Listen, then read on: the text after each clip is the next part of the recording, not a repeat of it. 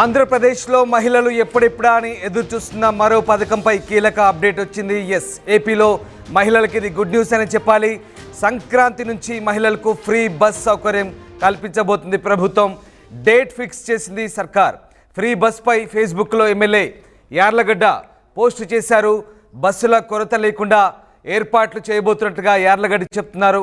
Auto డ్రైవర్లను దృష్టిలో పెట్టుకొని విధి విధానాలు ఖరారు చేసినట్లుగా ఎమ్మెల్యే యార్లగడ్డ తన పోస్టులో వివరించారు. మొత్తం మీద ఆంధ్రప్రదేశ్లో ఉచిత బస్సు పథకంపై కీలక ప్రకటన వచ్చింది. సంక్రాంతి నుంచి మహిళలకు ఫ్రీ బస్ సౌకర్యాన్ని కల్పించబోతుంది ప్రభుత్వం.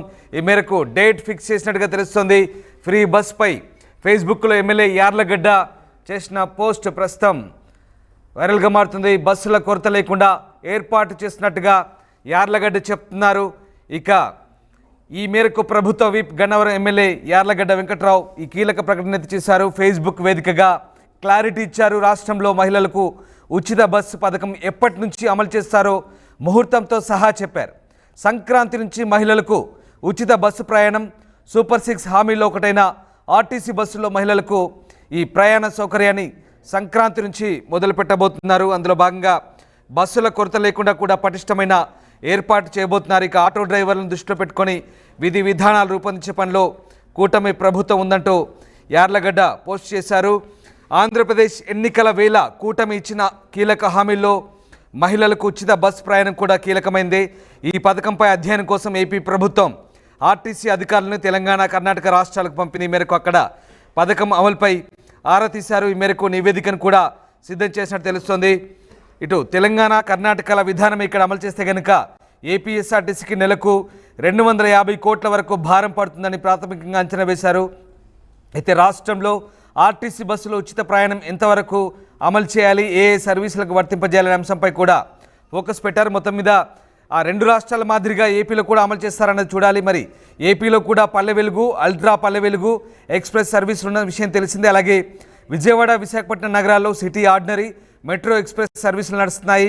అలాగే కొత్త జిల్లాల పరిధిలోపై పరిమితి ఉంటుందా లేదా పాత ఉమ్మడి జిల్లాల పరిధిలో ఉంటుందా అనేది కూడా వేచి చూడాల్సిందే. రాష్ట్రం అంతా ఎక్కడికైనా ప్రయాణానికి అవకాశం ఇస్తారనే దానిపై కూడా క్లారిటీ రావాల్సింది. మొత్తం మీద ఉచిత బస్సు ప్రయాణానికి సంబంధించి ఎమ్మెల్యే యార్లగడ్డ ఫేస్బుక్ వేదికగా క్లారిటీ ఇచ్చారు. స్క్రీన్పై మీరు చూస్తున్నారు. ఎమ్మెల్యే యార్లగడ్డ ఉచిత బస్సు ప్రయాణానికి సంబంధించి సంక్రాంతి నుంచి మహిళలకు ఏపీ ప్రభుత్వం అందించబోయే కానుకగా ఆయన కీలక ప్రకటన అయితే చేశారు. ప్రస్తుతం ఏపీలో మహిళలకు ఇది గుడ్ న్యూస్ అని చెప్పుకోవచ్చు. మా కరెస్పాండెంట్ రాజేష్ జైన్ అయ్యారు. రాజేష్, ఏపీలో మహిళలకు ఉచిత బస్సు ప్రయాణానికి సంబంధించి ఎమ్మెల్యే యార్లగడ్డ కీలక పోస్ట్ చేశారు ఫేస్బుక్ వేదికగా. దాంతోపాటు అటు ఆటో డ్రైవర్లను దృష్టిలో పెట్టుకొని కూడా విధి విధానాలు రూపొందిస్తున్నామంటూ యార్లగడ్డ చేసిన ప్రకటన ఇప్పుడు ఆసక్తి రేపుతోంది. ఏంటి, ఏపీలో మహిళలకు ఉచిత బస్సు ప్రయాణానికి సంబంధించి ఇక ముహూర్తం ఫిక్స్ అయినట్లేనా? దాదాపుగా సంక్రాంతి నాటికి ఆంధ్రప్రదేశ్ లో ఉచిత మహిళల బస్సు ఫ్రీ పథకాన్ని అమలు చేయబోతున్నారు. దానికి సంబంధించి ఇప్పటికే దాదాపుగా కసరత్తు కూడా పూర్తి చేశారు.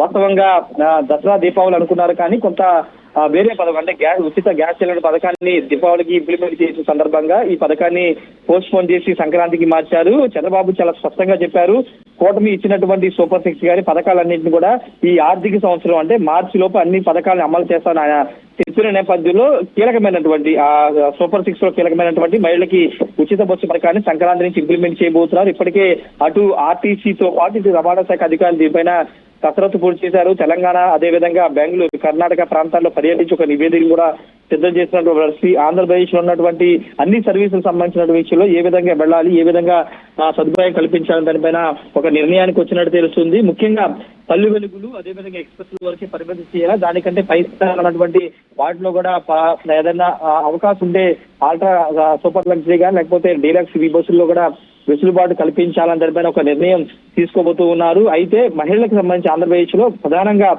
ఆంధ్రప్రదేశ్ లో 3 సిటీలు అంటే అటు విశాఖపట్నం, విజయవాడ ఈ 2 సిటీల్లో ఆర్టీసీ సంబంధించినటువంటి సిటీ బస్ సర్వీసులు ఉంటాయి, అదేవిధంగా మెట్రో సర్వీస్ ఉంటాయి.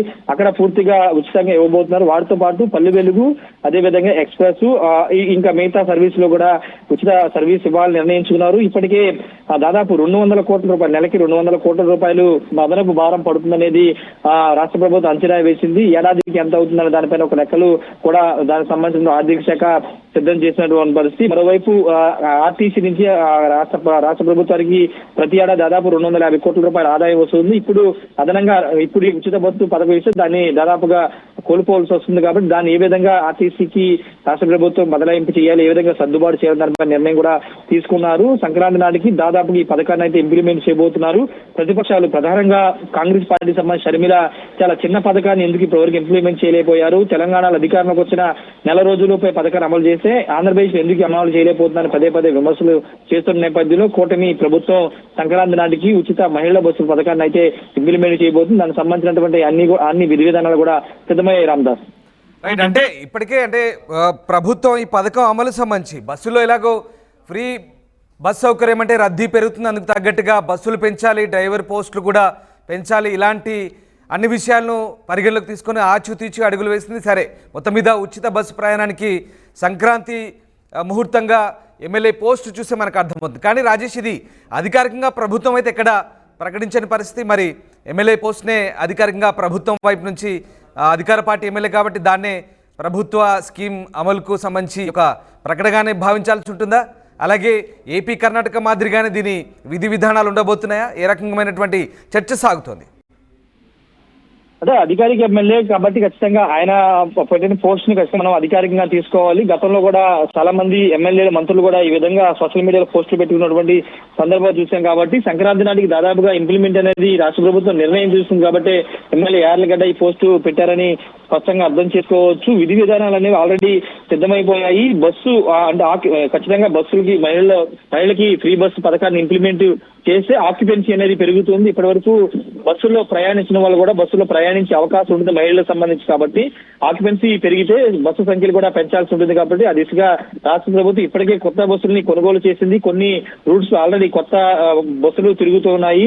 కాబట్టి ఇప్పుడు అదనంగా ఇంకా అవసరమైన బస్సులని సంక్రాంతి నాటికి కొనుగోలు చేయబోతున్నారు. వాటితో పాటు సిబ్బంది కొరత కూడా కొంత ఉందనేది రాష్ట్ర ప్రభుత్వం చెబుతుంది. కాబట్టి ఆర్టీసీకి దానికి సంబంధించినటువంటి కాంట్రాక్ట్ బేస్ లో డ్రైవర్స్ కానీ కండక్టర్ కానీ తీసుకునే అవకాశం కూడా కనబడుతుంది. అయితే ఇప్పుడు ఒకవేళ మహిళకి ఈ బస్సు పథకాన్ని ఇంప్లిమెంట్ చేస్తే కొంత ఆటోకు సంబంధించినటువంటి right, yes, thank you Rajesh, thanks for the update. So మొత్తం మీద ఈ పథకం అమలుకు సంబంధించి ప్రభుత్వం అయితే ఆచితూచి నిర్ణయం తీసుకుంది. ఇప్పటికే అంటే విమర్శలు రాకుండా ఎట్టి పరిస్థితులు, ఎందుకంటే ఆక్యుపెన్సీ పెరుగుతుంది, జనాలు విపరీతంగా అంటే మహిళలకు ఉచిత బస్సు సౌకర్యం తెలంగాణలో కొన్ని ఇబ్బందులు ఉన్నాయి. వీటన్నింటిని దృష్టిలో పెట్టుకొని బస్సుల సంఖ్య పెంచడం, అలాగే ఆటో డ్రైవర్లను దృష్టిలో పెట్టుకొని కూడా విధి విధానాలు, మరోవైపు బస్సు సంఖ్య పెంచడం, వాటి డ్రైవర్ల పోస్టు కూడా భర్తీ చేయడం వంటి ప్రక్రియ చేయబోతున్నట్టుగా తెలుస్తుంది. మొత్తం మీద ఈ కొంత ఆలస్యమైనప్పటికీ కూడా సంక్రాంతి నుంచి ఉచిత బస్సు సౌకర్యాన్ని ప్రభుత్వం అమలు చేయబోతున్నట్టుగా తెలుస్తుంది.